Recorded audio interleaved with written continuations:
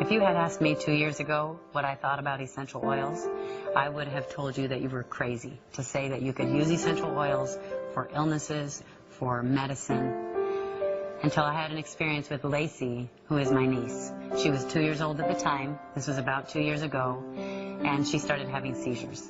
Within about 3 days, she was having about 8 to 12 seizures a day, even more sometimes. My sister and her husband were afraid to let her even sleep alone at night, so they had to have her sleep in their bed every single night because they wanted to be there in case she started to seize. So it was very scary and it was very sad. If I were watching Lacey, my sister would call periodically, very worried about her the whole time, trying to make sure I'd given her the medication on time, making sure I was watching her, making sure that she was in somebody's care every moment.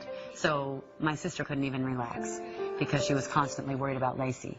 Her doctor sent her up to a specialized children's hospital, and she was up there, living there for a couple of weeks while the doctors did all of the testing that you can imagine that they would do. And watching your daughter in the hospital hooked up to all those machines was hard for my sister and their family.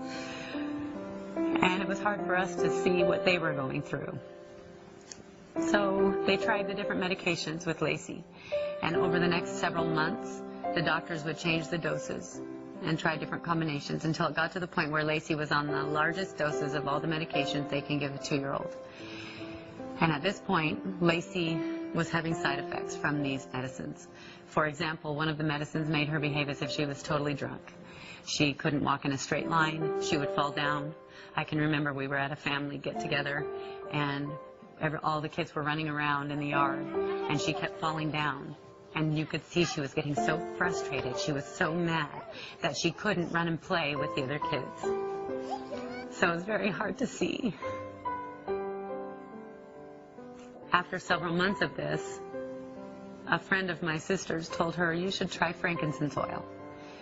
And I thought it was crazy. I thought it was ridiculous. And I thought, give me a break. But they did try it. And as you can imagine, when you're dealing with something like that with your child, you're willing to try just about anything, especially if you know it's not going to hurt them. So they tried the frankincense oil. They applied it to the bottoms of her feet, which I thought was really weird, and it almost immediately stopped the seizures. She went down to, I believe, about 2 or 3 seizures a week instead of 8 to 12 a day, and I could not believe it.